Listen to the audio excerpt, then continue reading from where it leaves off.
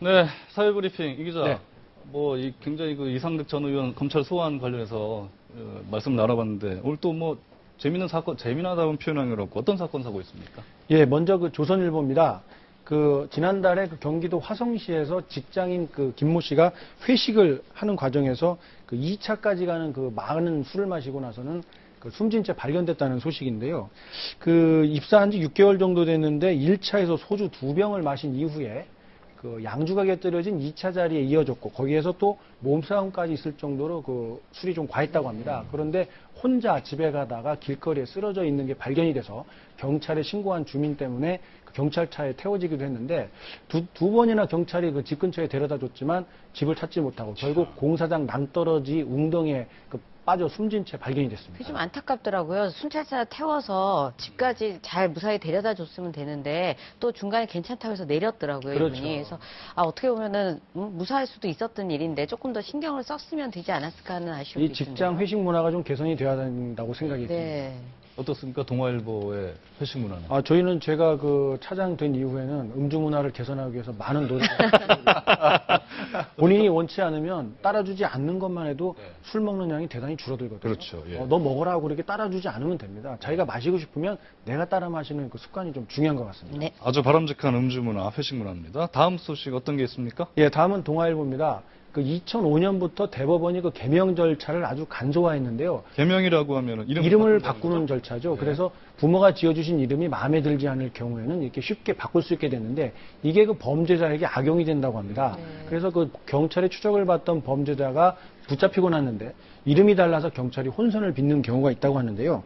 이런 부작용을 막기 위해서 앞으로 이름을 바꾸기 위해서는 범죄 경력 증명서를 반드시 제출하는 방안이 필요하다는 전문가들의 지적이 나오고 있습니다. 예. 이게 보니까 예전에는 굉장히 어려워서 되게 예. 특이한 이름들이 많았잖아요. 이상한 이름들만 그렇죠. 개명 허가를 해주고. 근데 여기 사례를 보면 친구들이 부르는 이름과 실제 이름이 달라서 범인자였는데 혼선을 빚었다라고 얘기하는데 꼭 개명하고는 건 상관없을 것 같아요. 자기가 다른 이름을 계속 쓰고 가명을 써도 그렇게 따지면 못 잡는 네, 건 맞습니다. 마찬가지 그 문제는 아닐까 마찬가지 싶은데. 문제인데 네. 범죄에 악용될 소지가 있기 때문에 네. 범죄 경력 증명서를 의무화하는 방안은 당국에서 검토를 꼭 해야 될 대목인 것 네. 같습니다.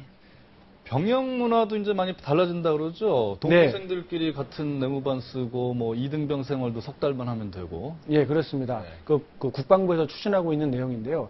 2등병으로 근무하는 기간이 그동안 5개월이었습니다. 하지만 앞으로는 3개월로 줄이고 대신 1병과 상병 근무 기간이 7개월씩으로 한 달씩 늘어납니다. 그리고 병장은 지금처럼 4개월 근무하게 되는데요. 전체적인 근무 기간은 변함이 없습니다. 아까 강 부장이 저희 얘기할 때 이게 도대체 뭐가 다른 거냐. 아니 3개월로 줄이는 게 뭐가 좋아지는지 네. 좀 궁금하더라고요. 아무래도 가장 낮은 계급이니까 뭔가 이렇게 대우받지 못하고 고생할 것처럼 비춰지기 때문에 네. 한 개라도 더 빨리 진급을 시키면 뭔가 후임병도 있는 것 같고 군생활에 적응 잘하는 것처럼 비춰질 이런 효과를 기대하는 것 같습니다. 예. 그 다음은 어떻습니까? 범죄 경력 있는 외국인 한국 땅 밟지 못한다. 이런 소식도 있는데요. 이게 무슨 얘기죠? 예, 범죄 경력이 있거나 전염성 질환이 있는 외국인들의 입국 제한 조치가 지금보다 더 강화된다는 소식입니다.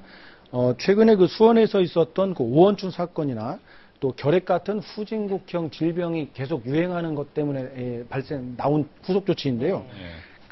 그동안에는 어린이들을 가르치는 강사라든가 이런 제한적인 범위 내에서만 범죄 내지는 질병 여부를 이렇게 따졌는데 앞으로는 폭을 대폭 넓혀서 많은 분야에도 이런 규정을 적용하겠다는 정부의 방침입니다. 비자 심사를 까다롭게 한다는 그렇습니다. 그런 얘기죠.